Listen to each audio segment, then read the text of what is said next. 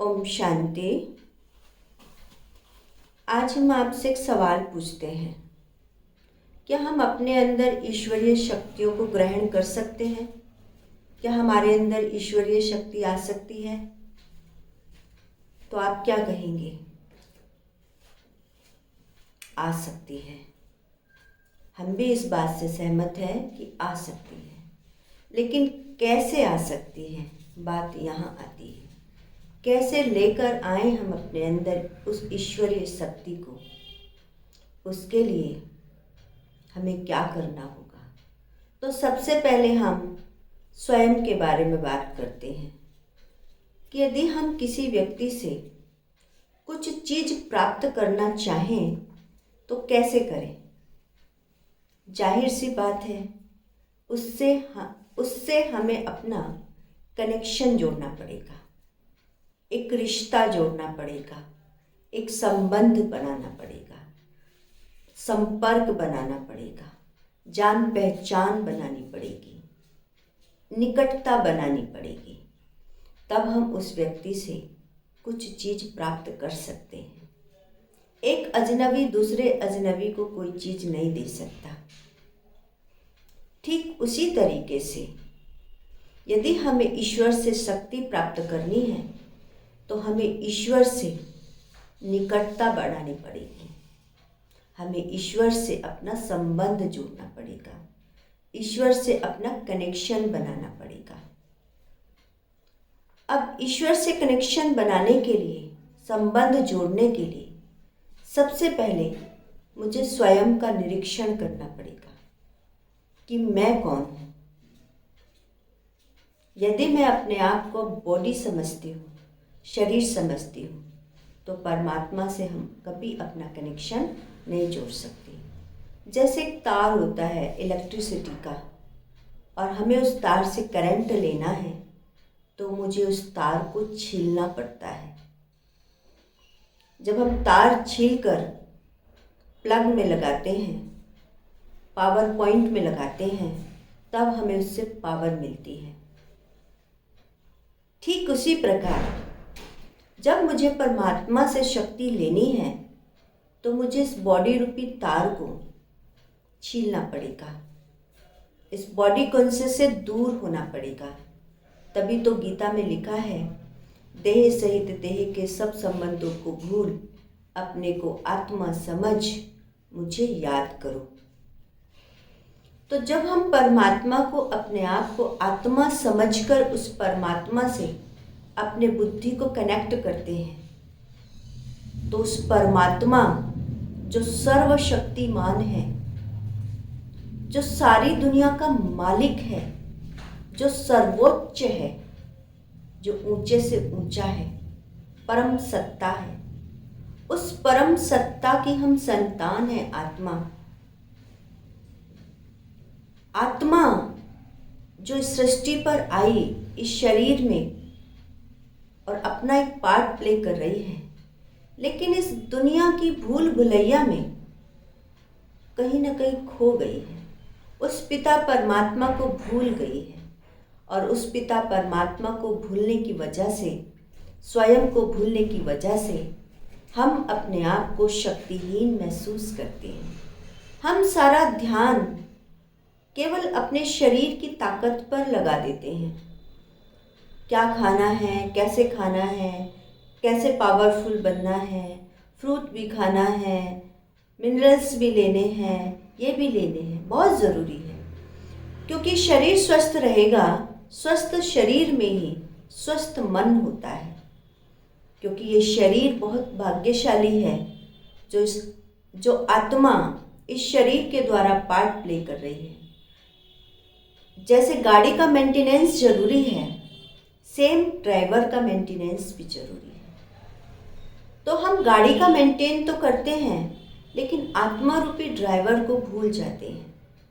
तो आत्मा पिता परमात्मा से अपने मन बुद्धि के दो तार जब परमात्मा से कनेक्ट करते हैं तो परमात्मा की जो शक्तियाँ हैं, परमात्मा के जो गुण हैं, वो धीरे धीरे मेरी आत्मा के अंदर समाहित होने लगते हैं। थे मेरे अंदर, लेकिन भूल गए क्योंकि हम सोल कॉन्शियस से बॉडी कॉन्शियस में आ गए। फिर से इसे चार्ज करना है, रिचार्ज करना है। जैसे मोबाइल कि हम यूज़ करते हैं और धीरे धीरे उसकी बैटरी डाउन हो जाती है, तो हम पुनः उसे रिचार्ज करते हैं, चार्ज करते हैं। ठीक उसी प्रकार आत्मा को भी हमें चार्ज करना है। इसकी बैटरी पार्ट प्ले करते करते डाउन हो गई है, तो चार्ज कहाँ से होगी? इसका स्रोत एक ही है, एक ही पावर हाउस है, वो है परमपिता शिव परमात्मा। तो जब परमात्मा का साथ हम अपने ऊपर हर पल महसूस करते हैं, उसकी छत्र छाया अपने ऊपर महसूस करते हैं, उसका साथ अपने साथ महसूस करते हैं, तो मैं खुद को बहुत पावरफुल महसूस करूँगी। जैसे आज एक नेता का बच्चा, अभिनेता का बच्चा, करोड़पति अरबपति का बच्चा किस नशे में रहता है? मेरे पिता कौन है? एक बहुत बड़े अभिनेता हैं। मेरे पिता कौन है? एक खरबपति अरबपति व्यक्ति है। तो उस बच्चे को नशा चढ़ जाता है, तो किसकी संतान है? तो मुझ आत्मा को भी ये नशा होना चाहिए कि मैं किसकी संतान हूँ। उस परम पिता परम सत्ता जिसे सारी दुनिया ढूंढ रही है, जिसे सारी दुनिया दुखों में पुकार रही है, एक झलक पाने के लिए ललायती है। मैं उस परम पिता परमात्मा की संतान हूँ। मैं आत्मा परम पिता परमात्मा के पास से ही इस शरीर में आई थी और ये शरीर छोड़कर मुझे उस परमात्मा के पास ही जाना है। जब ये नशा मुझे चढ़ जाता है तो मेरे कहते हैं ना, जैसे जमीन पर पाँव नहीं होते। जैसे हम जब कोई बहुत खुश होता है तो कहते हैं आज तो इसके जमीन पर पाँव नहीं पड़ रहे हैं। तो इस नशे में मेरे पाँव जमीन पर नहीं होंगे और मैं अपने आप को बहुत पावरफुल महसूस करूँगी। इतनी पावरफुल, ये पावर कोई अभिमान नहीं है, ये स्वमान है, ये शुद्ध अभिमान है कि मैं परमात्मा का बच्चा हूँ, मैं भगवान का बच्चा हूँ। अपने अंदर संकल्प करें, मैं सर्वशक्तिमान परमात्मा की संतान, मास्टर सर्वशक्तिमान हूँ। तो वो सारी शक्तियाँ जो मेरे अंदर लुप्त हो गई थी फिर से जागृत हो जाएंगी। जैसे आपने रामायण में एक सीन देखा होगा, हनुमान बहुत संकोच कर रहे थे, समुद्र पार करने से बहुत डर रहे थे। उन्हें लग रहा था मैं समुद्र पार नहीं कर पाऊंगा। तो जाम्बवंत ने उन्हें एहसास कराया, तुम महावीर हो, तुम्हारे अंदर छोटा बड़ा होने की क्षमता है, तुम्हारे अंदर उड़ने की क्षमता है, तुम अपनी शक्तियों को जागृत करो। और जैसे ही हनुमान के अंदर वो शक्तियाँ जागृत हो गई तो उन्होंने समुद्र पार किया और लंका का दहन कर दिया, माता सीता का पता लगा दिया। तो ठीक उसी प्रकार आत्मा के अंदर सर्व शक्तियाँ हैं, सर्वगुण हैं, क्योंकि वो सर्वशक्तिमान, सर्व गुणों का भंडार परमपिता परमात्मा की संतान है।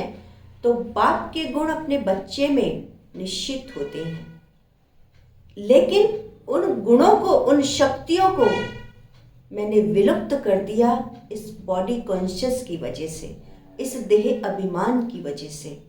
तो फिर से परम पिता शिव परमात्मा इस धरती पर अवतरित हुए हैं और मुझे उन शक्तियों को जगाने के लिए, मुझे ये एहसास कराने के लिए, तुम मेरी संतान हो। इस सृष्टि रूपी रंगमंच पर इस शरीर के माध्यम से केवल तुम अपना पार्ट प्ले कर रही हो।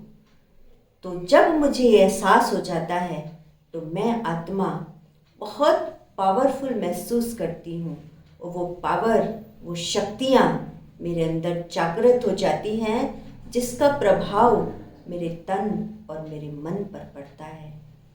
कहते हैं ना, भगवान हमारा साथी है, वो मेरे संग संग रहते हैं।